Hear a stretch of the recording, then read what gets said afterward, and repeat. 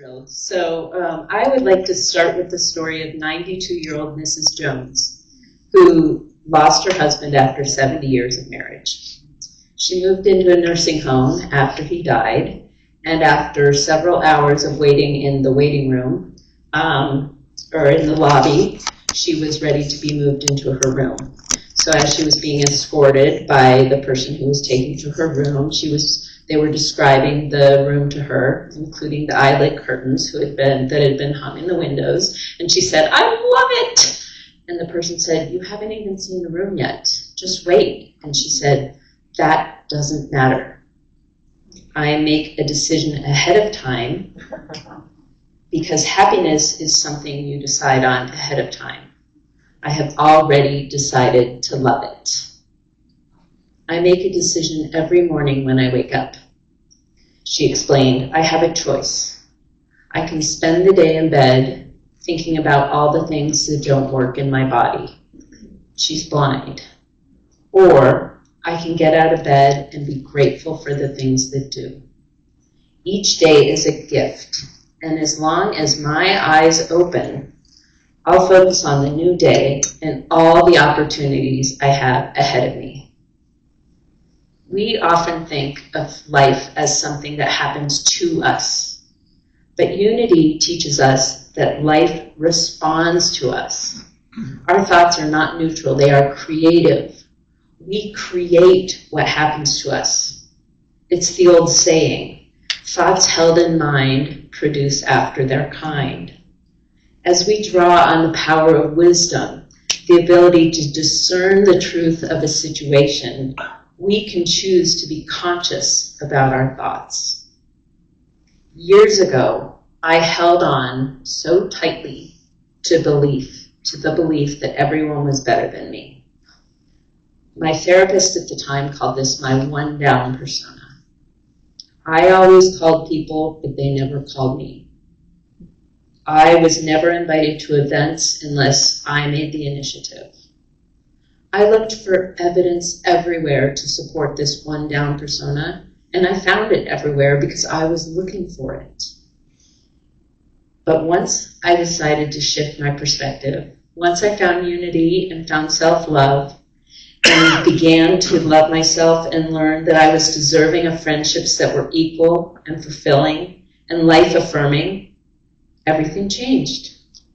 I am living a life full of friendships that are equal and life-affirming and life-giving and support my well-being wholeheartedly.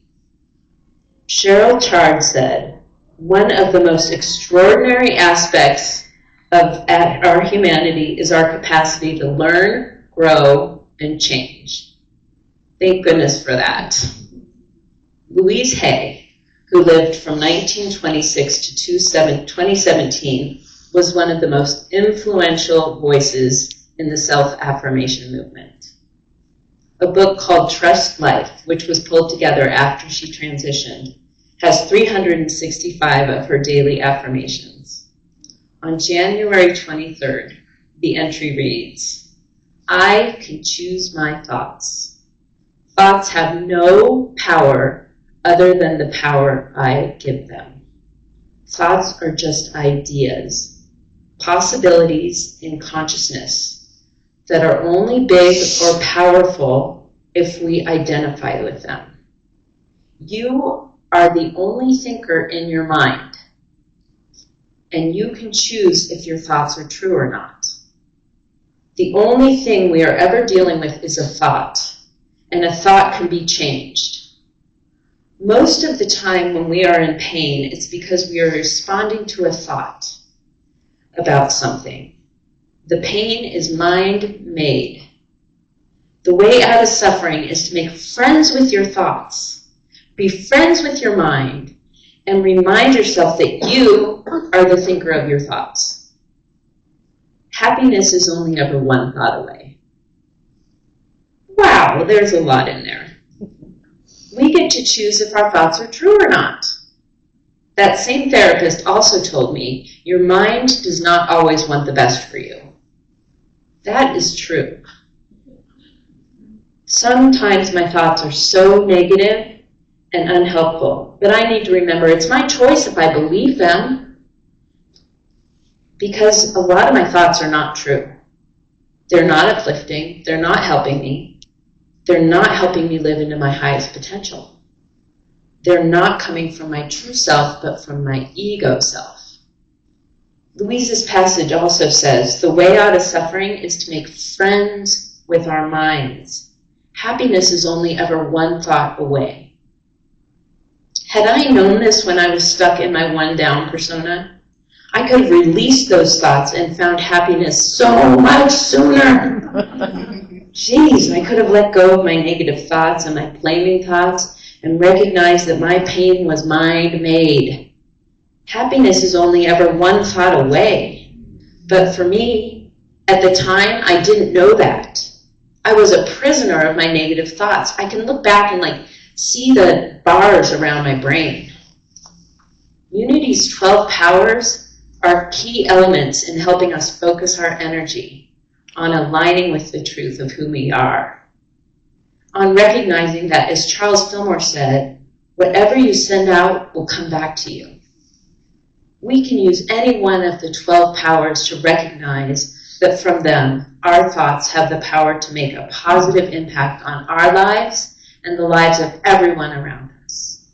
With faith, strength, wisdom, love, power, imagination, understanding, will, order, zeal, release, and life, we can take control of our thoughts and use these powers to positively make changes in aligning with our highest selves. Let's take a look at love. We are love. Love is the harmonizing power of the mind that attracts, unifies, and heals. It is the spiritual faculty that allows us to see the Christ nature in others and in ourselves. When we think with love, our thoughts are peaceful and uplifting. We have the power, the choice to come from love, to come from a place of love in any given moment. Today I want to focus on love and on how when we use love to channel our thoughts, we live more fulfilling, uplifting, and energizing lives.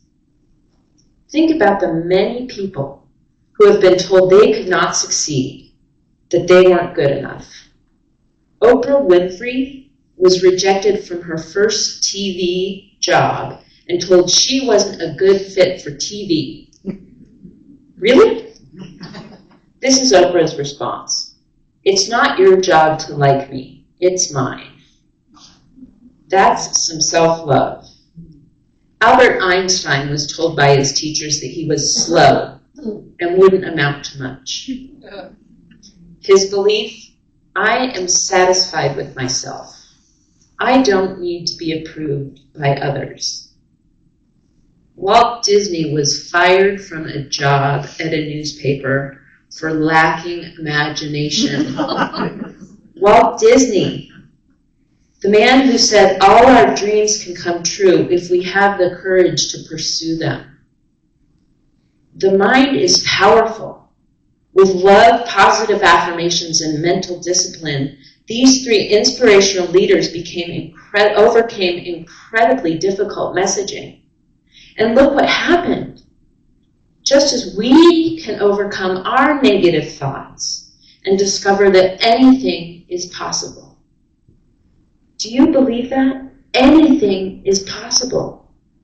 In the many areas of our lives, anything is possible when our thoughts are in alignment with what we want to create, when we come from that place of love. As we consider Oprah, Albert Einstein, and Walt Disney and the ways they were able to overcome negative messages, take a moment and notice any negative feelings you may have about yourself. How many of you don't have to raise your hands, have a feeling in some area of your life that you're not good enough, or that you're not doing enough? Or you may have had these feelings sometime in the past. And when that tape or CD or MP3 plays over and over in your head, it just reinforces this idea. I'll be honest with you. I had the hardest time writing this talk. I just couldn't get going on it. I gave a similar talk on this topic last year, and it's like I felt like I was dried up, like I had no new ideas. So what did I do? I told every single person who would listen that I was having a hard time writing my talk. Yep, I reinforced that negative belief like you read about in Negative Belief magazine. Did that help? No. And then finally, it was like a light bulb went off. I'm giving a talk on the power of our thoughts, on the power of positive affirmations, and our thoughts determine our reality. Hello, Brooke, what are you doing? I was reinforcing the belief that I couldn't write my talk. And so I sat myself down, and I meditated, and I envisioned myself delivering a heartfelt talk that was engaging and uplifting and meaningful, and then the words started to flow. Finally, this is the power of our thoughts, of our minds, of the love that I am. So getting back to you, in your life, what do you tell yourself over and over? Maybe it's something that you tell yourself you're not good at, or maybe it's a character flaw, which nobody has. You don't have any character flaws, but maybe you tell yourself you do. Or maybe it's a scenario you're replaying over and over in your mind. You can change that. You can make the decision to change your thoughts, to start each day with a positive affirmation, with love, to set the intention to believe in yourself. But first you have to catch those negative thoughts. Reverend Ken Daigle from the Unity of San Francisco says this: be willing to let go of who you thought you were. Let go of thinking, that's just the way it is. Let go of believing, I've always been this way. A change in our mindset goes a long way. When we come from love, when we allow ourselves to find self-love, our thoughts change. It takes practice, but it's within our power to make that change. Affirm that you can, you will, you already are, and it is so. And that is why meditation is so key. Going inside and listening, being in touch with your ego self and your true self, and allowing your true self to take control. Because it's your ego self who really wants to be in charge, and it's the ego that takes control of your negative thinking. Your true self, your divine self, is all about your positive thoughts, your affirmations and your love-paid thoughts that are grounded in spirit. As Louise Hay says, the only thing we are ever dealing with is a thought, and a thought can be changed. So right now, breathe into the love that you are, and recognize that you can do anything you set your mind to when you come from the place of love. Anything. So what does that love feel like in your body? Let it get as big as it is, and notice what arises as you allow that love to flow through you. This is you. When you allow your thoughts to come from this space, you can move mountains. Our thoughts also play an incredibly powerful role in our healing. I'm sure most of you are familiar with Myrtle Fillmore and her story. In the late 1880s, Myrtle Fillmore was diagnosed with tuberculosis, which at the time was considered incurable. Instead of accepting a verdict of weakness, she began daily prayer with affirmations, speaking lovingly to her body. Her central idea was radical at the time. One of her most well-known affirmations was, I am a child of God, and therefore I do not inherit sickness. She didn't fight her body, she blessed it. She affirmed life, strength, divine intelligence working within her. Over time, her health fully returned, and she lived into her 80s. Or just take the placebo effect. In countless medical studies, we have found that patients who were given sugar pills, believing they are receiving real medicine, experienced reduced pain, lower blood pressure, improved immune response, and even changes visible in brain scans. The only thing that changed was their expectation, their thoughts. So what are the takeaways? That thoughts can heal.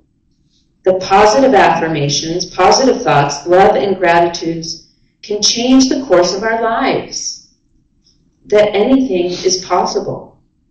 Even when things look dark, dire, and devastating, the power of our thoughts can make all the difference. Your experience with healing may not be so drastic, but I guarantee you that putting positive intention into your thoughts around your health will go a long way in connecting mind, body, and spirit and making positive changes in your overall well-being. Thoughts affect the way we feel about others.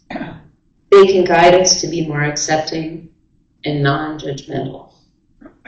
Divine truth tells us that we are all one, that we are all love. But because we are human, we can't help but judge. It's no fun to talk about, but it's true. So let's talk about the power of the mind and positively affirm that we can use our thoughts for good rather than for suffering.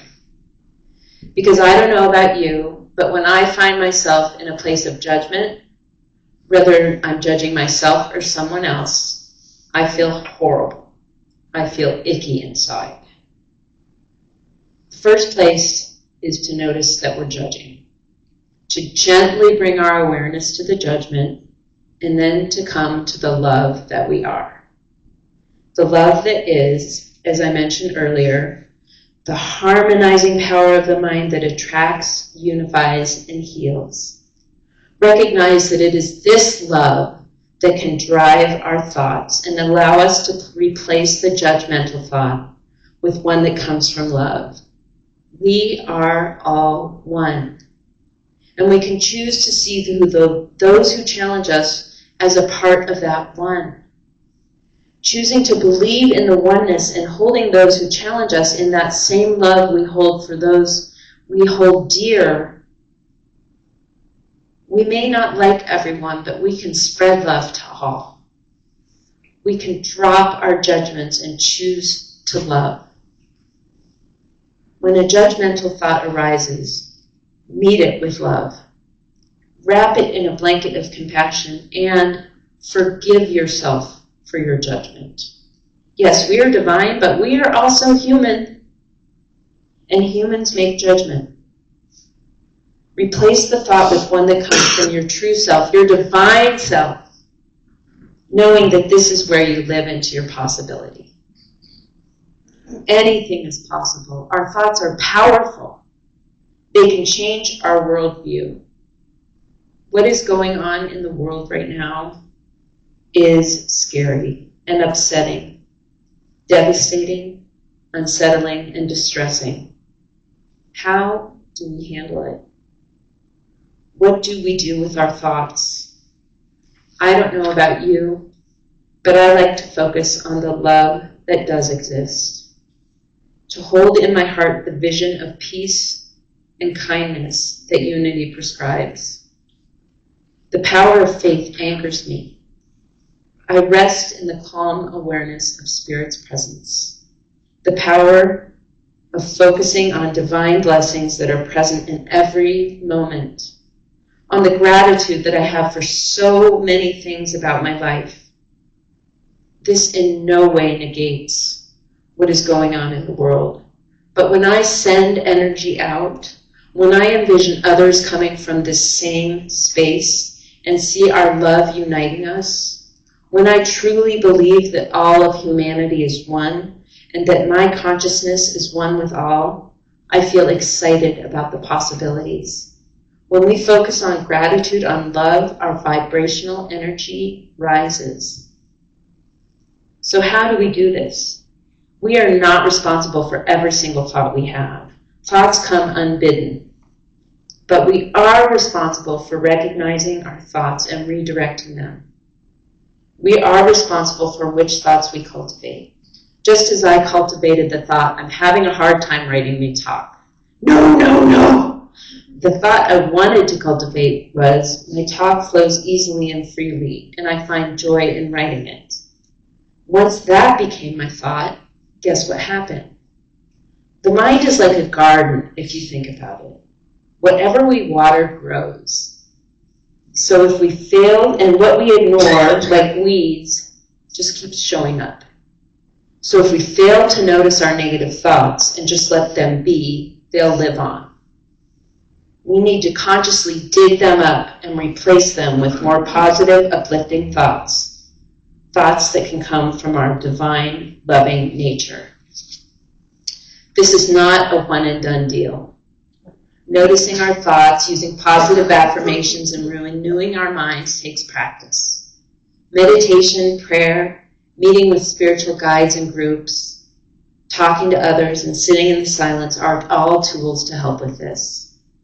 But I guarantee you will be happier and healthier when you are able to tap into the love that you are, notice your negative thought patterns, and make changes. Anything is possible. Not only will you change the way you feel about yourself, but you will affect healing, change the way you see others, and alter the way you experience the world. I will leave you with this quote from Maya Angelou. Love recognizes no barriers. It jumps hurdles, leaps fences, penetrates walls to arrive at its destination full of hope. Thank you. So now, as we move into our meditation, I believe we will do a loving kindness meditation today. So our first round, we will bring into mind someone that we love very much. And we'll do 3 rounds for this person. So you can say this with me in your head or out loud. No, this we'll do for ourselves, excuse me. May I be safe. May I be happy. May I be healthy. May I live in peace no matter what happens. May my heart be filled with love and kindness. May I be safe. May I be happy. May I be healthy. May I live in peace no matter what happens. May my heart be filled with love and kindness. May I be safe. May I be happy. May I be healthy. May I live in peace no matter what happens. May my heart be filled with love and kindness. Now, please bring to mind someone who you love very much. And you can place their name in this meditation. I will use the word you. May you be safe. May you be happy. May you be healthy. May you live in peace no matter what happens. May your heart be filled with love and kindness. May you be safe. May you be happy. May you be healthy. May you live in peace no matter what happens. May your heart be filled with love and kindness. May you be safe. May you be happy. May you be healthy. May you live in peace no matter what happens. May your heart be filled with love and kindness. Now, please bring to mind someone who challenges you. May you be safe. May you be happy. May you be healthy. May you live in peace no matter what happens. May your heart be filled with love and kindness. May you be safe. May you be happy. May you be healthy. May you live in peace no matter what happens. May your heart be filled with love and kindness. May you be safe. May you be happy. May you be healthy. May you live in peace no matter what happens. May your heart be filled with love and kindness. And now let's rest in silence for a moment.